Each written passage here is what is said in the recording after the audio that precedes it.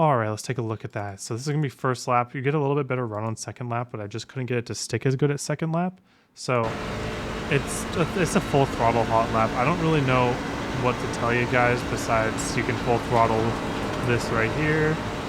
Make sure you're not right by the wall on exit. You want to straighten out your wheel as early as possible. Don't take the apron here because it's going to hurt your momentum coming back onto the track, and you carry that loss throughout the entire lap.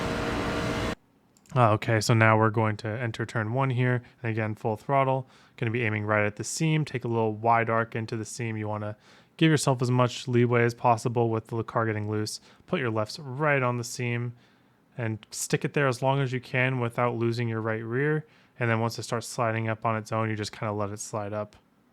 It should time pretty well to the point where you can just straighten out the car and you'll be there on exit. Not much to talk about there, honestly. All right, 3 and 4, a little bit more to talk about. Now we're cutting into the bottom. The bottom is a lot more manageable in 3 and 4 than in 1 and 2, so I do a wide arc across the seam. Really try to get all the way to the bottom just to kiss it, and then just keep your wheel or keep your right rear engaged this entire time. We want no slides, and this is why I'm taking like a really exaggerated arc out, because if I were to try to turn the car anymore, it would kick out the right rear and I would lose momentum. And that's the last thing you want to do on a full throttle hot lap, is lose momentum. But yeah, it's pretty simple. Otherwise, just work on keeping your wheel straight enough to where your right rear doesn't slip in either corner, and that's how you're going to get those laps. All right, now let's go look at long run.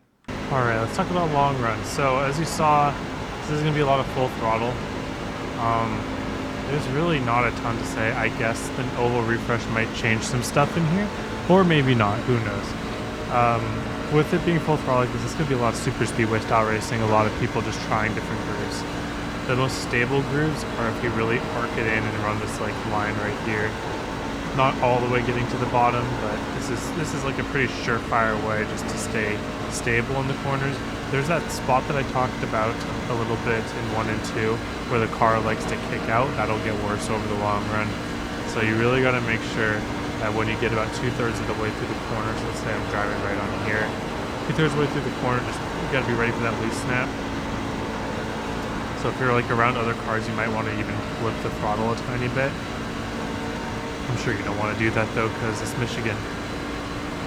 So I think a lot of people are going to gravitate up towards like this second seam line here. This is like the most natural line I think that people are going to gravitate towards, especially as we get through a run. It's a little slower, but it's a little more stable, and it doesn't really matter how fast the line is when you got a draft. There's going to be a lot of strategy on how you use the draft and whatnot, but really just getting as far on the outside. And you can see that as you get later in the run, it kind of gets a little more unstable there. So as you put laps on your tires, the right rear will wear off eventually. So as you put laps on your tires, you do want to start lifting a little bit, especially in 1 and 2. 3 and 4, I don't have a huge issue with having to lift.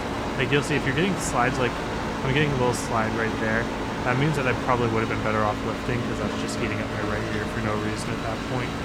You don't want to be going full throttle for the sake of going full throttle. You want to be doing something that's productive. So if you get off the throttle a little bit and turn the corner and you just ride it down here, sure I'm getting a little on there, but now I'm not sliding my rear at all. Let me compare that to the last lap. So now look how much faster I am.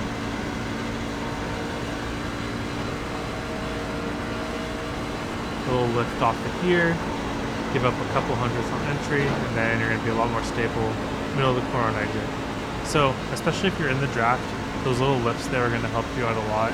You really just want to make sure that your right rear is not kicking out, because as I'll show you here, you're going to in those few laps that I did, there's going to be a lot of right rear wear compared to the right front. At least I hope so, or else I'll be proven wrong. Yeah, 98, 96. So it's all about preserving that right rear tire heat. Look at the 250 versus 231. So little lifts on the entry so that you don't slide your rear on center and exit. All right. Thank you all for watching. Hope you have a wonderful day. And I hope to see you all on the track.